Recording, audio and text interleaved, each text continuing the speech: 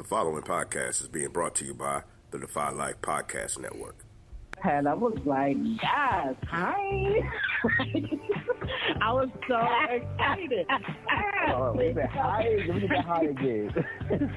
Okay, hi. A guy get to a point and he asks you to marry him, he really wants to marry you. Mm-hmm. He ready. Like he really feels like, you know what, she's the one. She's the one. You already getting the goods. You got to pay for it. Bring me the ring and get on one knee. Okay.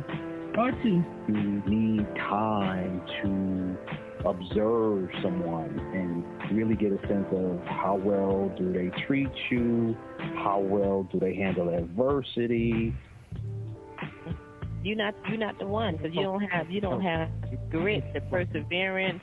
You ain't really want me because you ready to give up. Because I said no, you shouldn't have asked. But since I said no, now it's your job to stay in the game and try to fight for it. Boy on 5 Heartbeats when you make the announcement you're going solo at the awards ceremony.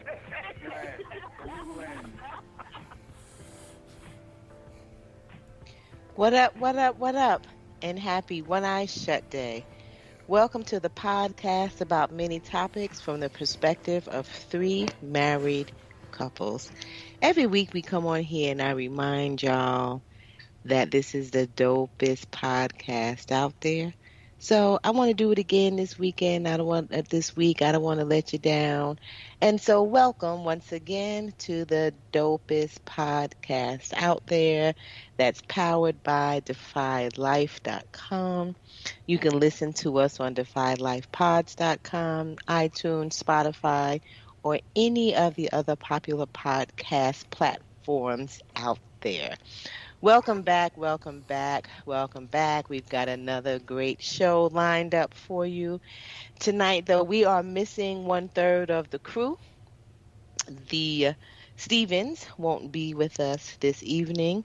Keita is traveling. Safe travels out there I won't say where you are in case there's some fans out there that you don't want to know where you are, but we'll just say be safe, and we're thinking of you, and we miss the both of y'all tonight on the show. So what's up, fam? What's up? We're here. Hey, Al, JR. What's good? What's good? Hey. What up?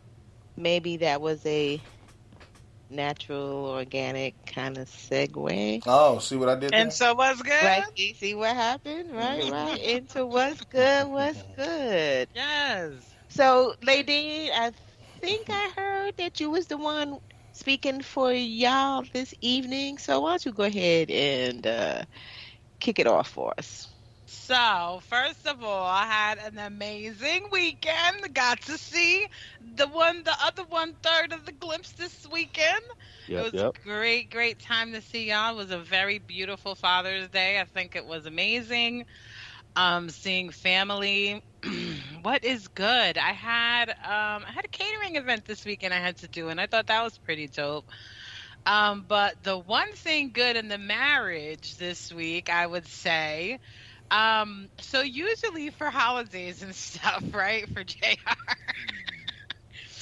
I might ask him what he wants, and I don't ever feel like I get like the great answer. Or sometimes I just cannot afford what this man be asking for, because he doesn't like little things. He always likes really big. Oh, I'm high maintenance now. That's what I am. Okay. No. Answer this one. Answer right. Excuse me. This is what's good. I know. It's good. I know. Something. Y'all so dang sensitive. But these is jokes, Gina, first of all. And second of all, I was preparing to listen to this with my pinky out. Go ahead, all right, please. Tommy. Anywho, so now I asked him early what he wanted for Father's Day. And I actually got him what he wanted. And that's a big deal. And I know for some people that might be like, okay, that's it. But yeah, for us, that's a big deal because I usually just go and get him what I think he needs, what I think he can use, and never really like what he wants. So, I mean, I know over the last couple of years, I've been trying more to do like what he wants, but I don't always do it like for every holiday. I can't lie to myself. But this year for his birthday, I did get him what he wants, and then for Father's Day, I got him what he wanted. So, well, yeah, both got him what he All right, wanted. with JR, that's growth. It only took about, a decade plus, but finally you get the shit you want. Right? Okay. Never too late. Never too late. Hey, Never too late. I stuck around long enough to see it. I'm saying, wasn't that was you and Thomas's word a couple of shows ago. Exactly. Growth, right? There you go. Hey, speak it into existence. Absolutely. Hey, closed mouths don't get fed. She asked me. That's right. That's right. And eventually, hard ass wet wives listen. Right. Excuse your mouth. Watch your mouth. Watch your mouth. All right, not today. That's what's up. That's what's up. So you gonna tell us what you got him, or Jr? Oh, you gonna yeah. say, So what's up? Yeah, Jay, I want to hear you talk about it. Go ahead. Okay. Yeah. So I'll say this before I say what it was. So the other day, I'm outside working out, and Lincoln is working out as well, and he disappears, and I'm like, where did Lincoln go? And I walk by my car, and I see him sitting in my car, and I was like, what are you doing just sitting in my car? It was like 97 degrees. He was like, Daddy. He was like, man, this is like the best sweat ever. Like, after my workout, I always just come sit in your car because it's black with black leather. Wow. And so I'm like, so you're using my car as a sauna, basically. And I'm like, and then I got in the car the next day, and I burnt my booty cheeks. And I was like, yeah, I need to get my windows tinted. So I was like, you know what? You can get me for Father's Day because I need my windows tinted. I don't want no real hood, dark tint, but I just need something to keep the heat out. And y'all excuse my voice. I woke up this morning. I don't know what my voice is. But yeah, so I did some searches and sent her the information, and she set the appointment and made it rain on me because it was cash only. So she threw the money at me and okay, right and all right, Ladine, all right. I see you. I see you. You did a good job this time, There you have it. See, DJ, all you got to do is wait on it. Just wait on it. It's coming. It's coming. But in her defense, usually I don't make a big deal out of holidays and stuff. So usually I do say, you know what, I don't care. Give me what you want to give me. But when there is something, unless it's too price absorbent, I'll then I know I'm just playing. But but I'm thankful. Thanks, babe. It looks good, and my car don't feel like a sauna no more. So yeah. It absolutely looks good, and now I'm like, damn, I think I want those too. Because it really does look good. Okay. All right, Al, what you got for us, boo? You volunteered for our What's Good. What's good, co-host? This your boy Al.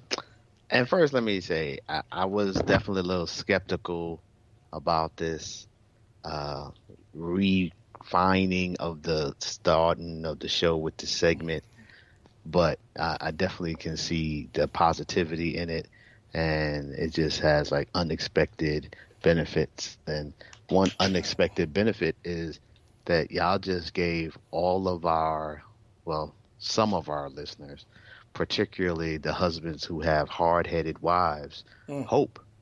All right. And that's mad funny. You too, one day. You too, one day. Y'all just don't know. Might get a gift that you actually want. It was like we said in a couple episodes ago. It's been a journey, but it was great getting here. That's right. Beautiful thing. That's what's good. So I'm going with for my What's Good this week, similar and having to do with Father's Day.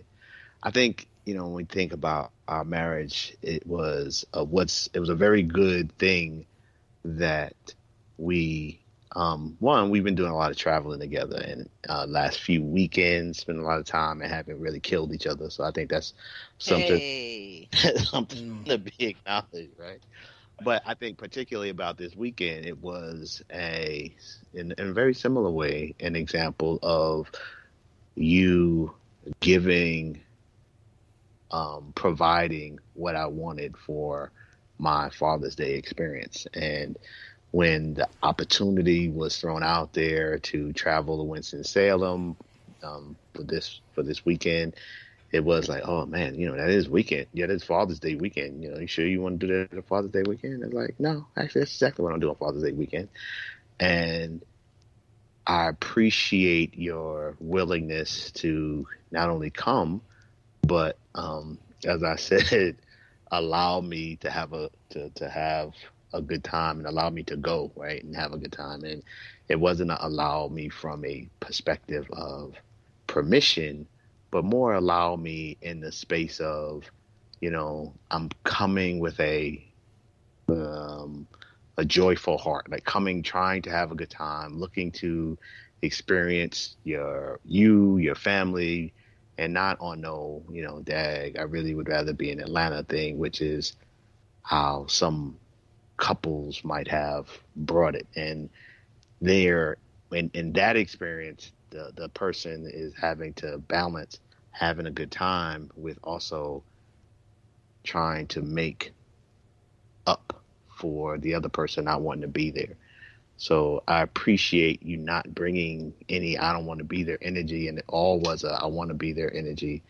And that's a good thing. And I think we as couples, when that happens, should be acknowledged. So that's a good thing. I love that, Al. That is so dope, and that's such an important point to make because, I just love that because I know there's plenty of times where JR or I brought I really prefer not to be here energy. So yeah, I'm sure I have too. We all have. Okay. Like real talk, we all have. Sulking like a mother, but and in those cases, to be honest, I think looking at the fact that my wife had a really good time this weekend, I think the lesson to learn for all of us is that when we do sulk, we miss the opportunity to add more fun and joy in our life by being present and being willing to experience the blessings that are there for that moment. So a lot of lessons to be learned in this what's good statement, not just for all the men who are married to hard-headed wives. A lot of us can get some hope here. This is bad funny. There's always hope. There's always hope. But there's also that idea that sometimes we can just see a need that you all may not see yet, or you may not recognize as a need. And so, on that holiday, we might go ahead and get you them drawers and them T-shirts that you need. Although we know it's not what you asked for, but sometimes you need some drawers, and we want to go ahead and get you some drawers. I'm just saying. So what we talking about? And at least it's true for my husband. Y'all ain't got to acknowledge it if you don't want to. Oh no, it is absolutely true over here. But over the years, there's been lots of things, particularly for people. And I'll just say this about Al: he does not spend a lot of time and energy on himself, and so there are just times where y'all just need a little help, and we just here. We are your helpmate, just here to help you move along and not embarrass us with the holy drawers or something. I don't know. But all right, before we go on with the show, I do want to do a special shout out to Alasia Glymph. Yesterday was her 27th birthday. So just want to say happy birthday to our niece, to my goddaughter. Looked like she turned up and had a fabulous time for what we can see on social media. And so keep having great birthdays and celebrating yourself. Yes, happy birthday, baby. Happy birthday, Tweety. Happy birthday, Lay. Yeah. So for tonight's show, we're going to do something I think definitely different for this season. I'm not sure if we've ever done this type of format before, but Al is going to go ahead and take us into tonight's show. Actually, I'm going to let him key it up. I was getting ready to do it, but I think he's more than capable of front loading. I got it. Our show tonight.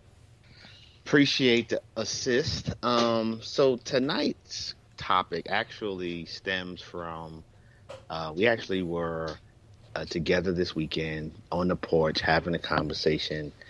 Some married people, some unmarried people, and at some point, you know, my youngest sister, my wonder twin, aka Alicia, started offering some marital advice, and you know she was really sharing that as siblings we've encouraged our siblings to stay out of our marriage, right? Like, just, I don't really know what's going on, stay out of our marriage. But then I also said, well, I'm not really big into taking advice from, I'm not sure how I put it, but something to the effect of a barber who don't have a good haircut, or a mechanic. Okay, right. Like real talk. Like, you need to have some experience talk about something for it to be credible. Was kind of my comment at the time. So that's kind of where but we're going to talk about tonight is was online doing some Googling about married and unmarried people. Came across a post on BuzzFeed, and it was 21 things that married people wish unmarried people knew about marriage.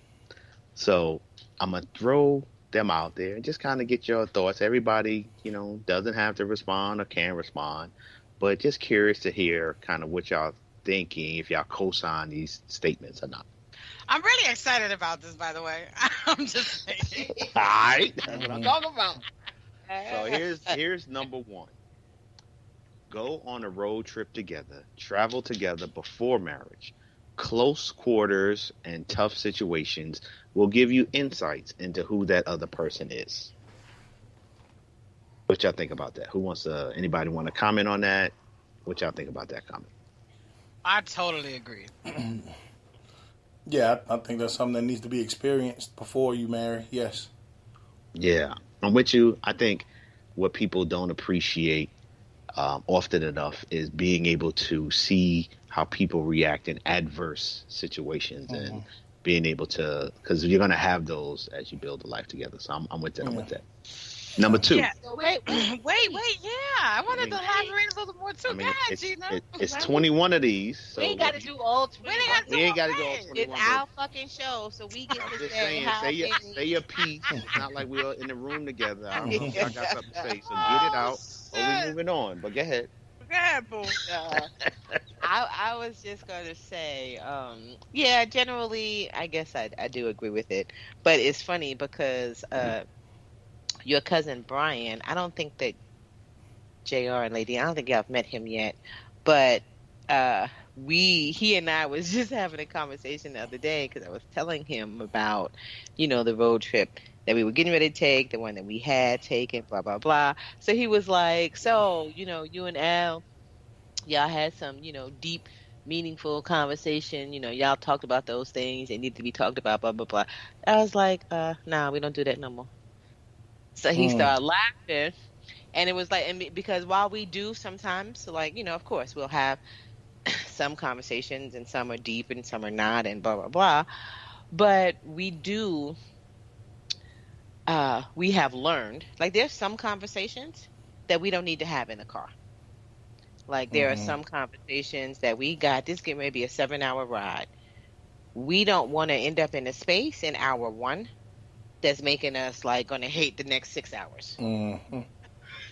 So I like that a lot, Gina, because I'm a road tripper, so I know what you're talking about. Yeah, I get it's it. like, you know what, I think we'll wait. Or if it's got to be talked about, wait for the last hour, the last 2 hours, like, whatever. But there has been, over the years, there has been road trips where it's like, yo, If I could get out this car right now, Yes. I would. And so, yeah, while it's one of those things, like, yeah, you should experience it. There's that flip side too. Maybe not all the time. So for me with the road trip thing and the traveling thing, here's my thing, and everybody may or may not agree with this, but because I'm a very meticulous human, right? I'm checking you out. All right. So I need to see everything. And so for people that are like me, when it comes to like, how did you pack your bag? What kind of bag did you bring? Please tell me you didn't bring your clothes in a fucking ShopRite bag or in a Walmart plastic bag. You know what I'm talking about? Like, do you have a nice travel bag? Do you have your toiletries in the bag? Like, did you bring, your right, what's the word? Did you bring lotion and deodorant, like all your toiletries? Like, I'm sorry, things like that shows you who this person really is or who they're not. Did you bring enough drawers? Did you bring enough socks? How many kicks you pack? Like, what's going on? Like, you literally, if you really want to know somebody, I agree with it. Travel with them, because not only what Gina said, which is true, right? And I think we talked about this on one of our first shows, when being in the car, but then the music. Like, I mean, you probably shouldn't be dating somebody that, like, you're really not feeling the same music, but the music is important. It's important on the road trip. So, but you know what, Ladine? Yeah. Yes. I agree with all of that. And you got mad, information. You get mad information about the other person. Yes. Right, but with all this stuff that you learn, what you gonna do with it? Right. Because I think that we all do this, right? It's like, okay, we get all this information from the person that we're dating and we put it into these little compartments or not. But I feel like we ignore a lot of the information and signs and stuff that we get because we want this relationship. Or because we don't know what to do with the information, and so we just kind of decide we're going to deal with it. Or that'd be one of those things like we women tend to do. They'll be like, all right, so we done been on 3 road trips now, and he's forgotten his socks every road trip. I cannot. And so what we end up doing is just making sure on the next road trip he has some socks. Right? Or we pack it for them, or we put it in our suitcase, or we, inconspicuously just drop it in their suitcase, or, you know what I'm saying? And so, yeah, we get a lot of information, but what does that mean? We didn't just accommodate the quote unquote flaws or enable, or, I'm just saying. Yeah. Yeah. That's it. Go ahead, Al, since you rushing us through. Right. Now you see why. He wasn't thinking about none of that. So, number 2, and this actually kind of connects with a comment and conversation we've had recently. Be honest always. Once you break trust, you never really get it back. Even if that honesty might cause some momentary discomfort, in the long run, you're better off because your spouse will trust you. Be honest always. What do y'all think about that one? I agree in the sense that before marriage, and typically you haven't really had an opportunity to build that much credit with that person. So after marriage, you've been somebody for 5-10 years, married. You catch them in a little lie. You're like, okay, must have been a reason for that. I ain't gonna sweat it. But beforehand, you got to build up that credit, and so I get it. Yeah, be honest, and at least give me an opportunity to build some trust in you before you can start using. You break swiping that right. You can start swiping your credit card on me. Yeah, that's a good point. You've got to at least start out. If you start out believing that the person is a liar, then where do you go? Right? I guess what stood out for me in that statement, or question, I guess it was a statement, is the not ever being able to get it back, or it not ever really being the same. And so I wonder if that's true.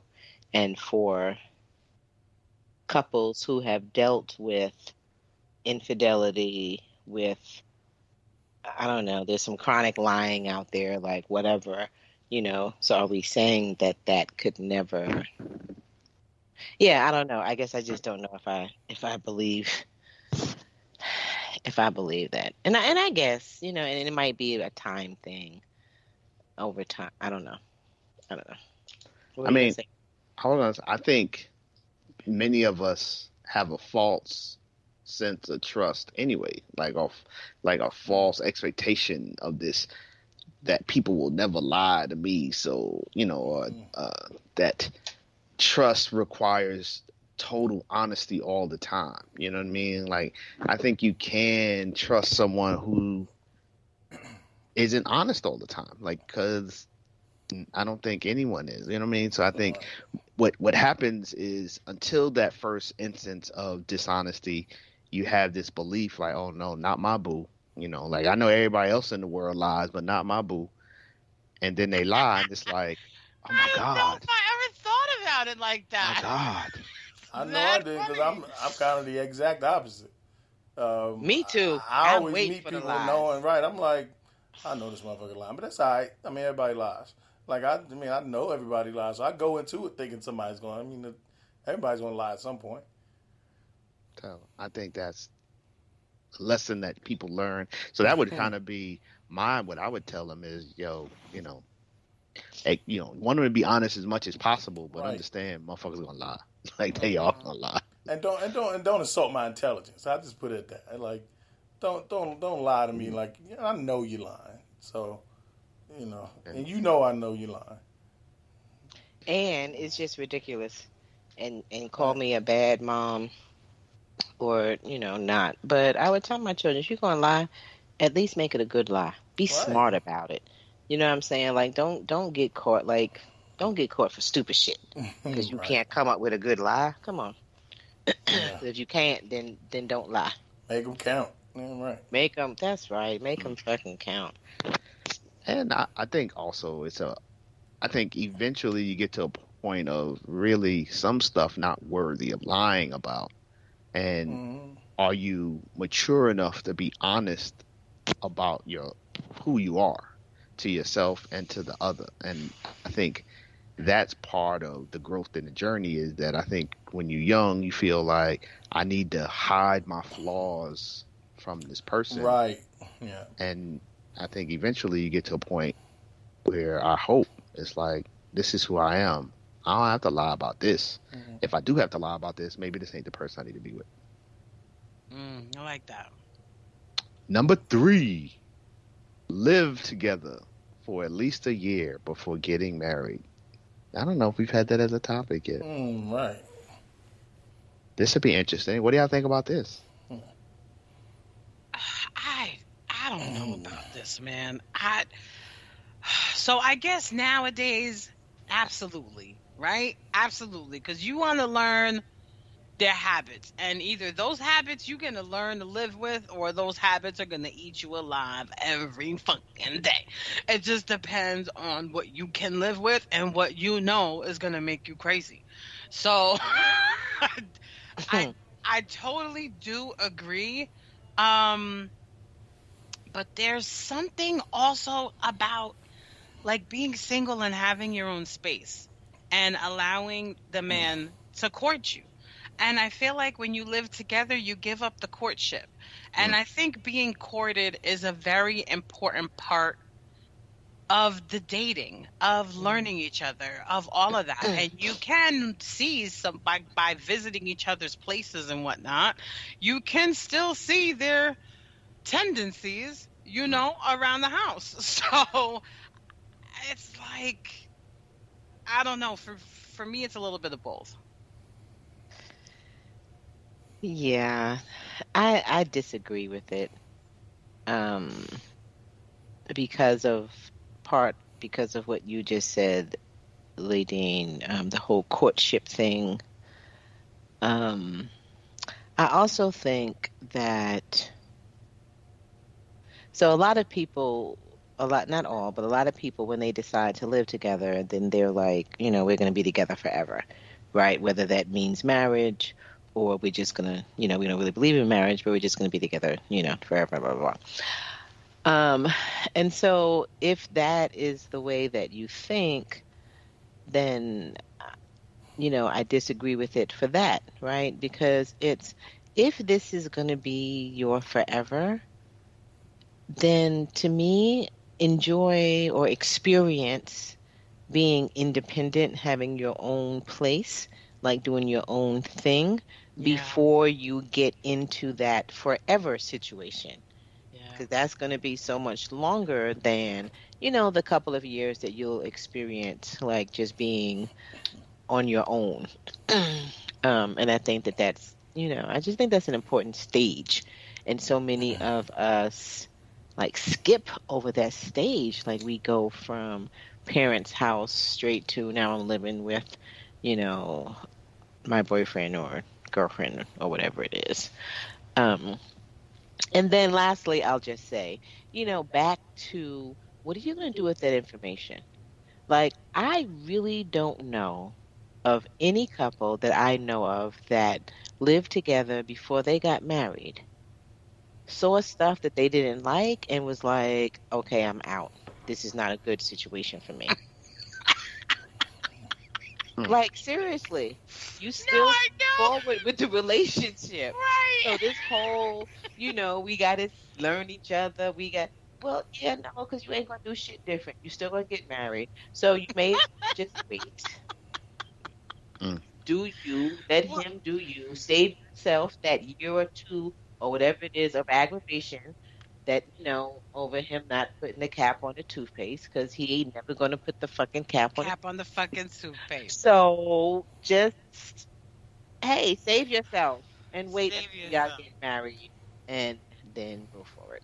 Yeah, and I do also believe, like, along with the courtship thing and the living alone thing, it allows you to set boundaries. Like, it allows you to have a different level of respect for each other's individuality, because you have those, of course, physical boundaries there, and I think that's a huge, important part of a marriage is having the boundaries. Yep. And that sense of individuality. But go ahead. Sorry. Yep. I agree. So you're already going into the marriage having not established yourself yet as an individual. And of course, that depends on the, this is not an all-inclusive statement. We're not talking about that 40-year-old woman who hasn't gotten married yet. Hell, please move in with your boo and be happy. And get you some sugar, boo. Get you some sugar already, all right? I'll just say it. I, JR and L, come on, slide in there with what y'all got. Nah, y'all covered it. I'm good. Yeah, I don't have a lot to say on this one because I think this one to me is really, truthfully, a matter of to each his own. So we'll slide to the next one. You marry a family, even if your partner has mostly severed ties with their biological family and has set clear boundaries. Your spouse's family is not going to do things the way you and your family do, but now you have a certain amount of responsibility for this extended family. Pay attention to the family you are marrying into. Woohoo!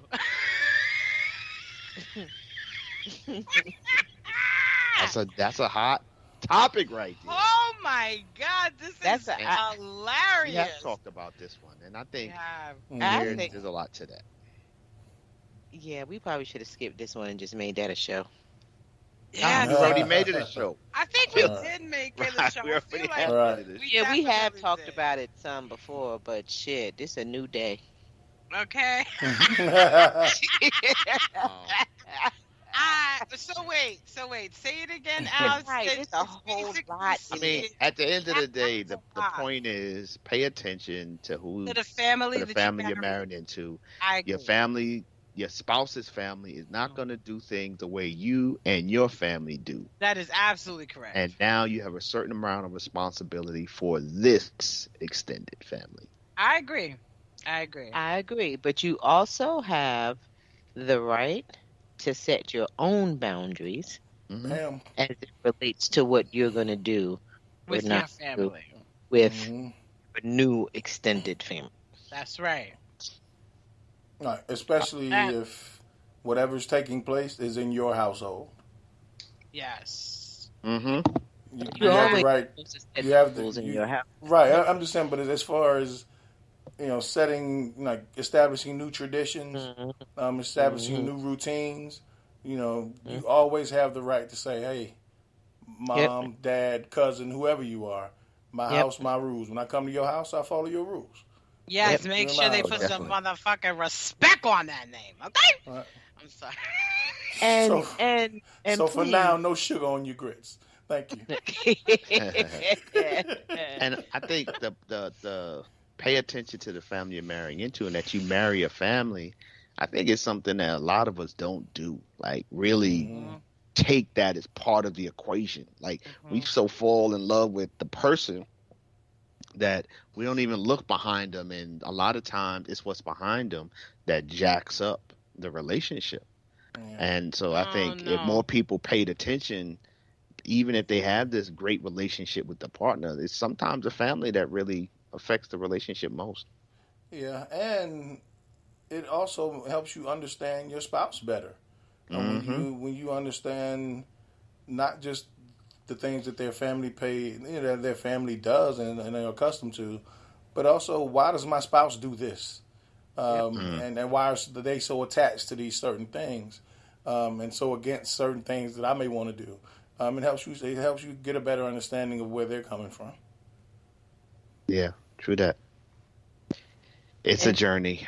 Right. And don't be fooled. Your spouse is going to turn into one of their parents. So I'm just saying, don't act surprised. It's coming. It's coming, honey, because I am totally Marixa and Papo's daughter, okay? Life comes at you fast. Real fast. So, now, speaking of coming at you fast, here's this one for your ass. Know that whatever the darkest part of your life you've previously experienced was, you're probably going to go through something equally dark, but with your partner. Having someone who will support you rather than leave you in that moment is pivotal. Just say that again. I don't know that whatever the darkest part of your life you've previously experienced was, you're probably going to go through something equally dark, but with your partner. Having someone who will support you rather than leave you in that moment is pivotal. Okay. So you need a ride or die. Facts. No, because I done ride and then I died and then I died and then I ride again. Like, no. What? No, you can.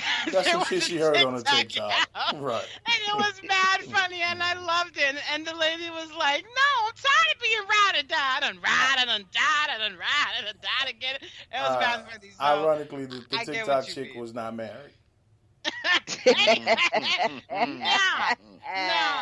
No, I totally get that. I get that. Yes, you've been through some rough patches, and then when it comes to you definitely want your partner to be there. You want somebody that's gonna hold it down, that's gonna hold you down.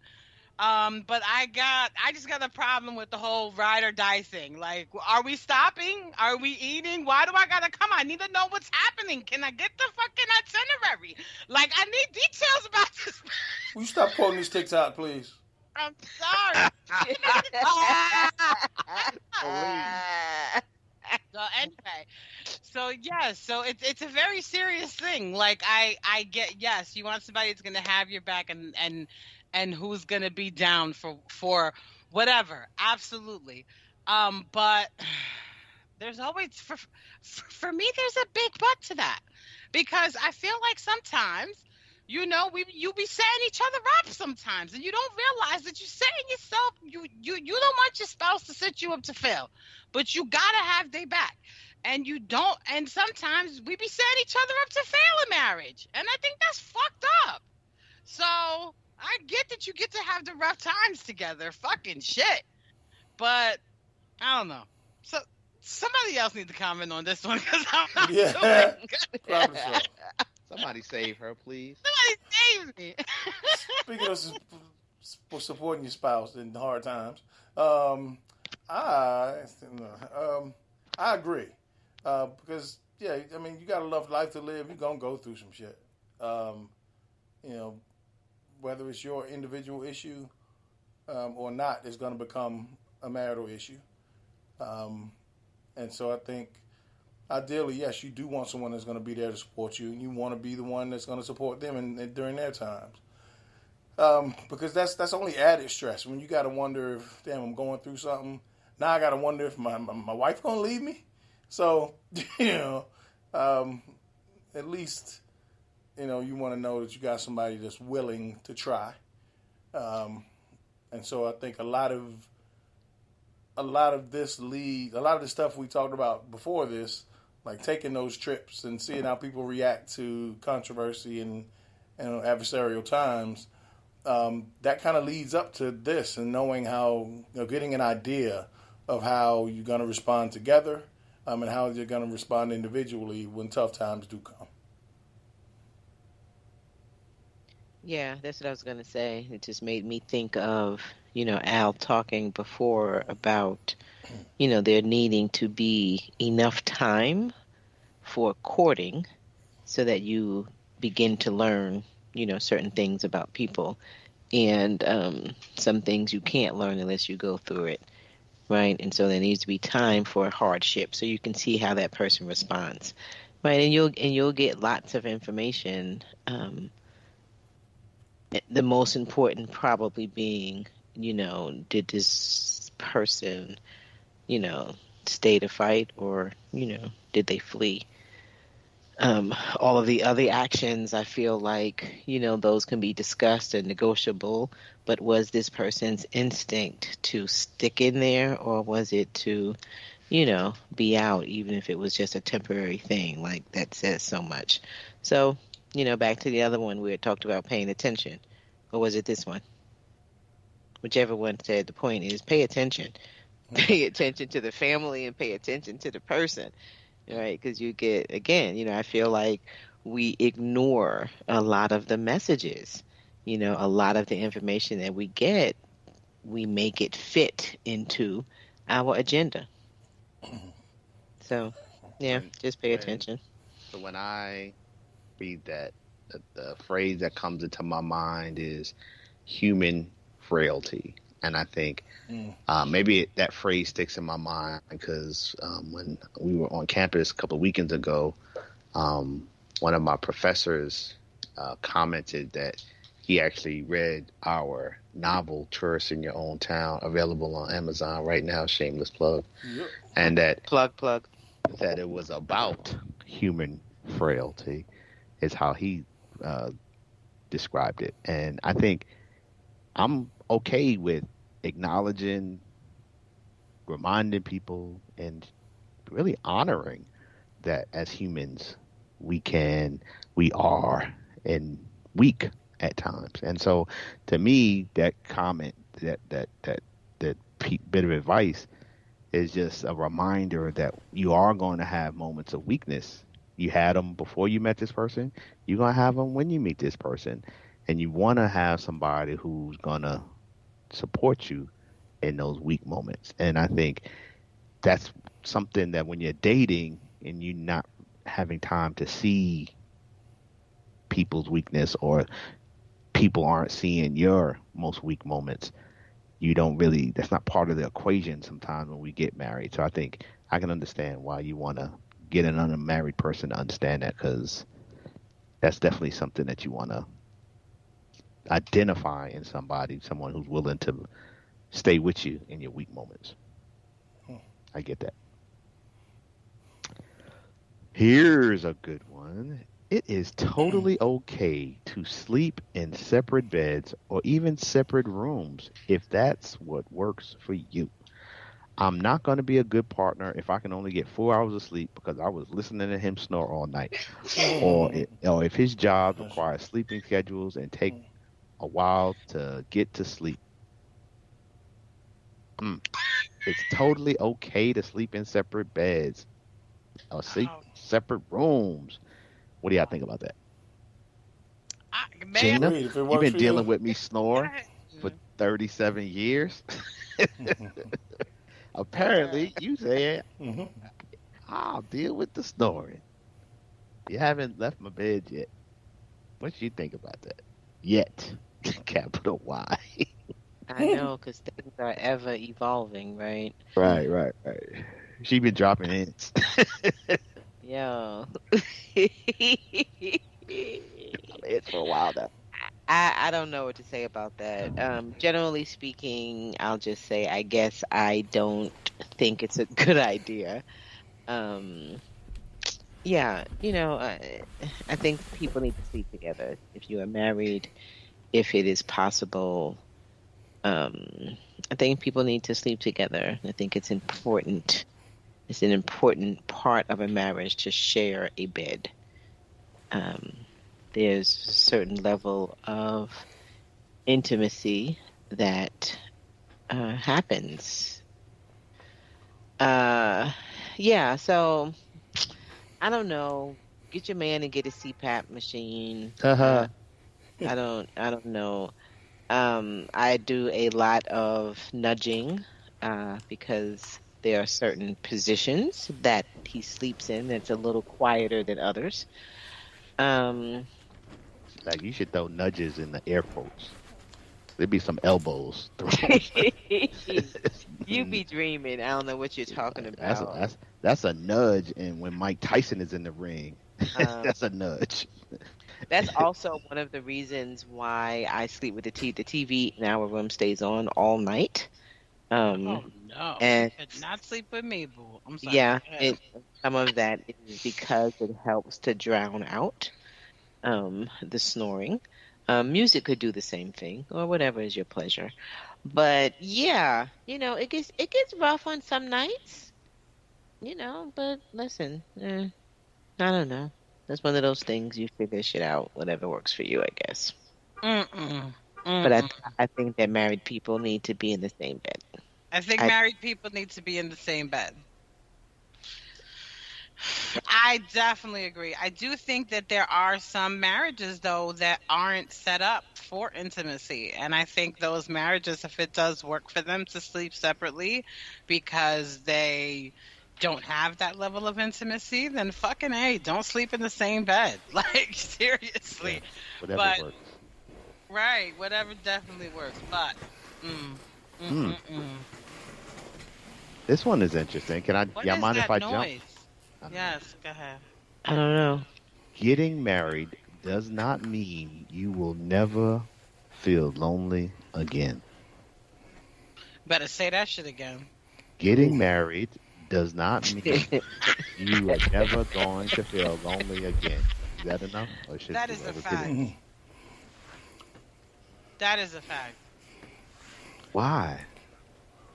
Why? Why is that? Why is that what? Why is that a fact? Yeah. Because that is a fact. Because there are several times in my marriage where I know that I have felt lonely as a motherfucker. And I know my husband has too.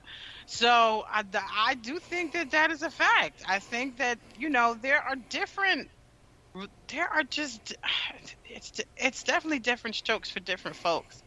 But all marriages it's just not the same. Like, we talk about this all the time in so many different areas, right? Like, me, I'm the hopeless romantic where I love to see the way a man loves a woman and how a woman walks into the room like floating when she's loved correctly. And, I fucking love. But, every marriage does not work like that. So, yeah, I think that's why. Okay. Yeah. So I had to look up, lonely, and I'm like, well, maybe I don't understand what lonely meant. So lonely is sad because one has no friends or company. Oh, come on. That's not what You need to go a little deeper, boo. Okay. Come on, go a little deeper. Just a boo. little deeper, a little deeper. What does not frequented by human beings, cut off from others, sad from being alone, producing a feeling of bleakness or desolation. There you go.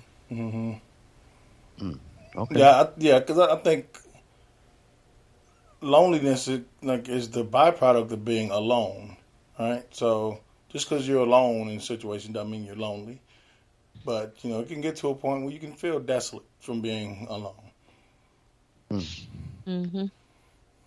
Or even the one before that, or maybe two before that, where it said being cut off from people, right? Like that could be a figurative thing and not necessarily literal. Yeah.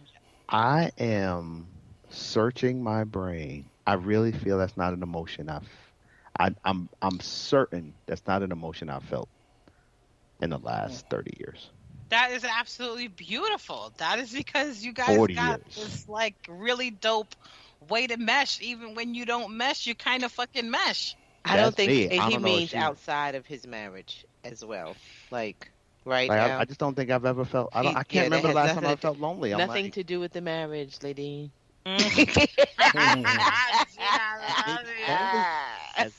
Maybe loneliness has nothing to do with the marriage. Maybe it is an individual thing. I absolutely. I'm sorry, Ladine. Go ahead. No, go ahead, Gina. I do. I think it is an individual thing. A person can be in a room full of people and still feel lonely. Right? And so I just think that has to do with the emotional space of that individual at any given time.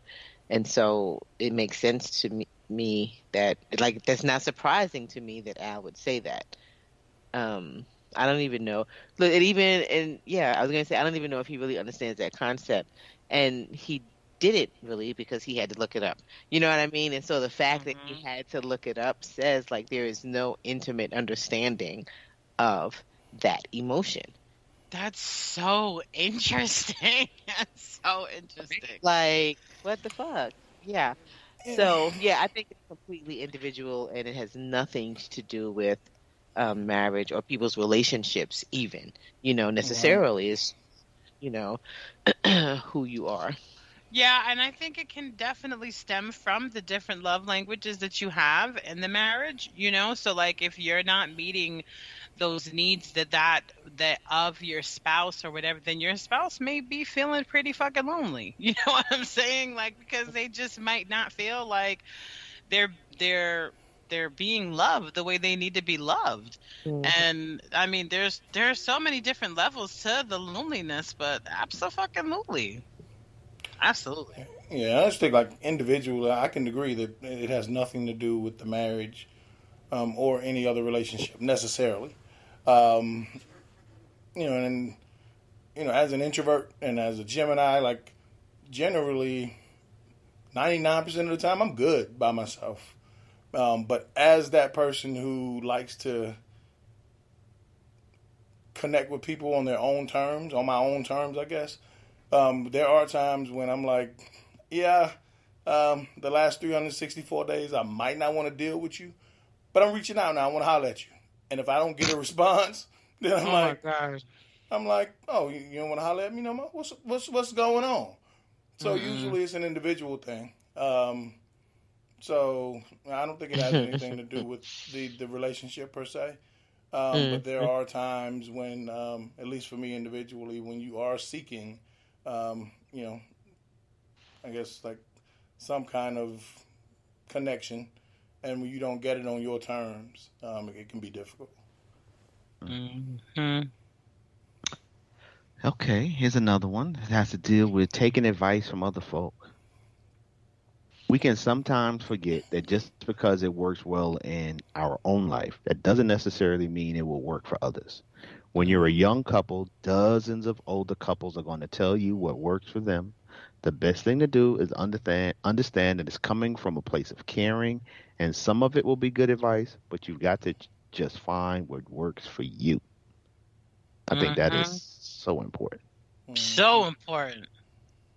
Especially when you're a young married couple, because people are just going to be just throwing advice at you. And I think that last part is great to say, that some of it will be good advice, but at the end of the day, find what works for you and just, take it in, receive it, filter it. You don't have to adopt it. Just listen. Yeah. But I think. Go ahead, Jim. I think that's the part that a lot of young people miss, though, right? Like all of us when we were young, is the filtering piece, is the consideration piece. It more often than not is I know what I'm doing, or that's how it used to be. Don't tell me what to do kind of attitudes. So we're not in a place that we really receive it and then, do any kind of critical thinking around it to decide if it works for us or not. But I also think that generally speaking, that also is a dangerous statement to me. Because again, as a young couple, a lot of times you don't have the discretion to really know, right? Because you don't know what you don't know. So it's hard to determine what's good advice and what's not. But I think that there are certain staples, certain standards, like there are just things that it doesn't matter who you're married to, when you got married. Like there are just some things that we know are good for marriages. And so when we say stuff like, I don't know, it's just certain things that I'm just like, yeah, you need to listen to that all the time. And sometimes it's a matter of walking away with the lesson and not the story. And we get caught up in the story all the time and forget to listen for the lesson. And I think also we need to consider the source as well. Because I learned a long time ago not to take advice from motherfuckers who got it all figured out. Because nobody has it all figured out. So when people approach you in a sense that I know everything, and every time they come to you, it's like, this shit ain't never failed me, big dog. Listen to this one. I know that by the time I leave this room, I'm gonna forgot what you said because I ain't listening. So,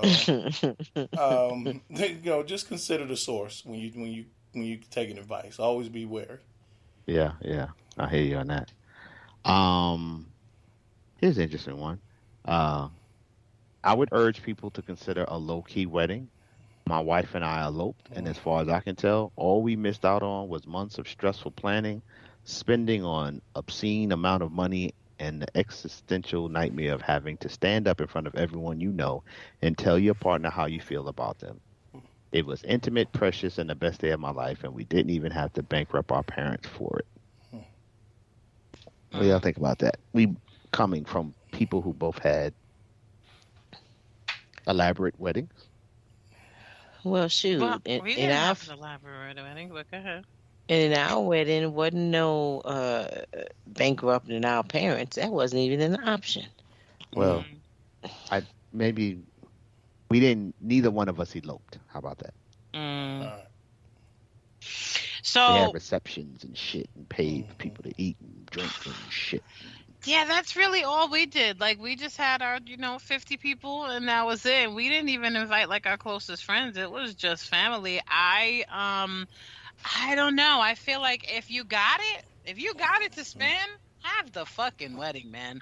Absolutely. Enjoy that shit and invite all your people, people that you know are going to be a part of your lives. And shit, you meet people along the way, so you're not going to be able to invite everybody to the wedding. But I would definitely fucking have it, man, and enjoy that shit. But if you're not those people, then don't fucking do it. Elope. I couldn't only imagine how much better it probably would have been for the little bit of money we spent on our wedding for us to go on a fucking vacation and probably get married on the beach would have been more intimate and probably way better, and so, yeah. I don't know. I think that's another thing about listening to other people and those expectations the family sets on you. And you got to know how to filter that shit. You know what I'm saying? You got to really know how to filter that shit. So, and I would just say to know what the fuck you want. I'm sorry, Gina. Go ahead. Yeah, that's what I was going to say. Know what you want and be able to set those boundaries. And then the other thought that came up was, there's a thing for me too. If you're not able to set those boundaries, are you ready to be married? Okay.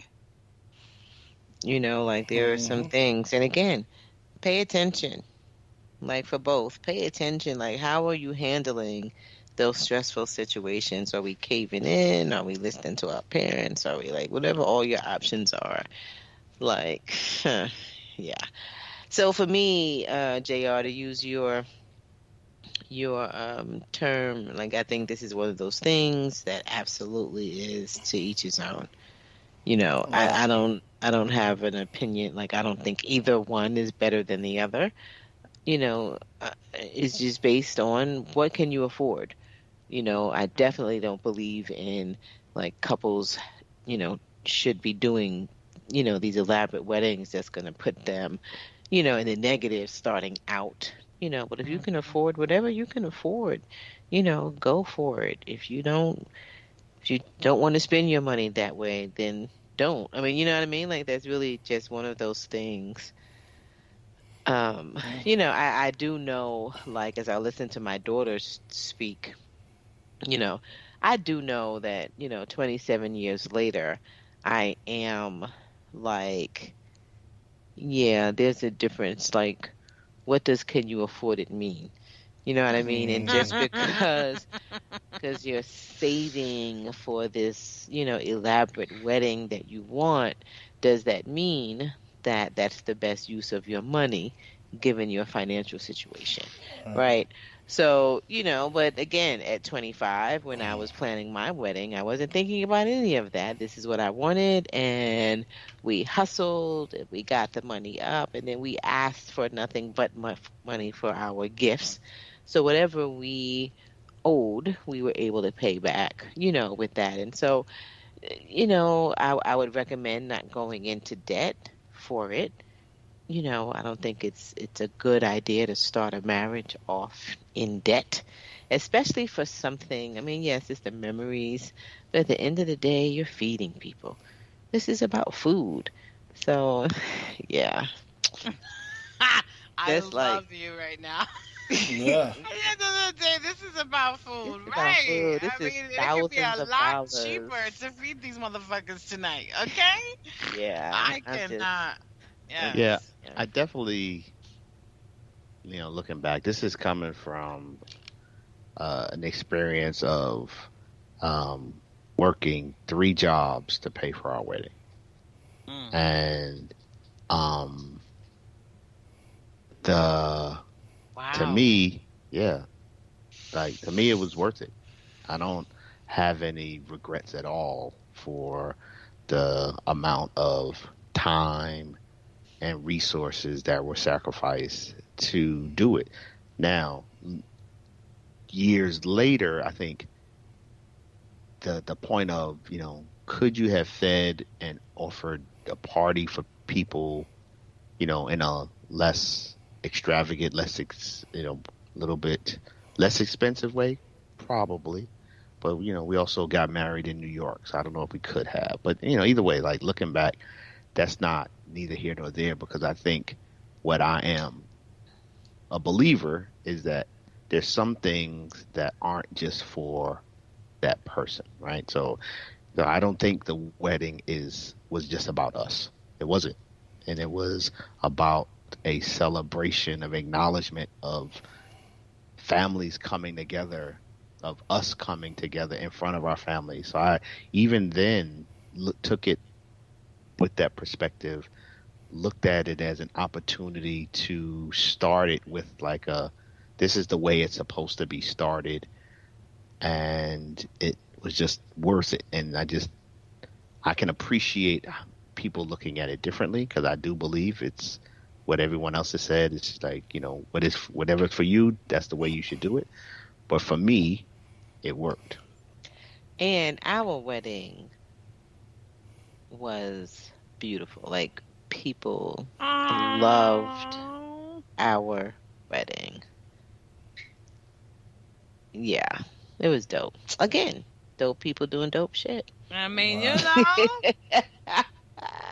Yes. I'm just saying. Yeah. So we'll go with one more to shut it down. Here's the last one. Decide whether a fight is worth having. If it doesn't matter tomorrow, does it really matter today? I agree with that. Read it again, please. Decide whether a fight is worth having. If it doesn't matter tomorrow, does it really matter today? That last part is the part that is just so relative, because some matters to some people doesn't matter to other people, and it might not matter tomorrow or today to some people, but sometimes it might it matter just on depends Sunday. on the situation. Okay, and sometimes it just might have to, like we got to talk about this now. It's gonna matter now, not tomorrow, because it's happening right now. And so, yeah, I agree with all of that. But I do agree with the first part of the statement. It said, decide on what's worth fighting about. Like, absolutely choose your battles. Because there's just some shit, it's not worth it. It's not worth. And while sometimes you may feel, Ladine, like, I want to deal with this now, like, so it might be worth it in the sense of, so I get to, let's deal with this and get it out in the open, blah, blah, blah. But it may not be worth it in the sense of the damn rabbit hole is going to take you down. So I'm telling you, yeah, think about that thing if it might not be. And I would extend it, not just doesn't matter tomorrow. I would say if it doesn't matter a year from now. Like, because it's really, like, there's a lot of things that matter today that might matter tomorrow, might matter a week from now. But a year from now, it ain't going to matter worth a damn. And those are the fights that really let that shit go. I don't know about that. Because you like to fight. So question to all of y'all. I know we're not doing any more of the list because there's 21 of them. But not knowing what else is on the list, is there anything that would be important for you to say that you would give to an unmarried couple? Any of you? Ooh. Things I have said to an unmarried couple. One thing I've said that just kind of popped in is that, like, I told a couple, look at the person's who they are now, and if you can accept the person as is, they might not change worth a damn for the rest of their life, and still marry them. And at the same time, understand that the person you marry might be really different in 20 years. If you can live with all of that, marry him. That's a good one. Yeah, except you won't know if you can live with it. No, in your heart. Can you live with the possibility? Right. All right. The only advice I think I gave, well, not the only advice, but a good piece of advice that I gave to a newlywed couple in my family recently was just do it your fucking way. Seriously, like, you got to tone the noise down from the in-laws, mother-in-laws, father-in-laws, sister-in-laws, cousin-in-laws, everybody. Like, just tone, and that's on both sides. You know what I'm saying? Like, tune that shit the fuck out. Yo, mama got to do it the way she got to do it. His daddy got to do it the way he got to do it. Everybody got to do it their own way. They're not in this fucking marriage. Do it y'all's way. That would be the only piece of advice I got. Like, because ain't nobody going to do it better. Ain't nobody going to do y'all better than y'all. right? And you got a lot of people that they want to live through their kids, or because they didn't get it, please do it that way because I didn't get to do it that way. No, bitch, that's you still got a chance to change your own life, and if you didn't, bitch, then that's your problem. But just like, you want to let people like just do it for y'all, man. Make y'all smile. Y'all the ones that got to live with each other, deal with each other. If you got to deal with attitudes and noses in the air on holidays because the in-laws is mad that you didn't do what they wanted you to do or how they expected, or you fucked up a tradition, fuck it. I mean, I don't. Because that shit is not important, man. It's not. It's not. What's important is y'all and your household and what's good for y'all. All that other shit don't matter. That's it. That's it. Mm-hmm. That's it. Gina, what say you?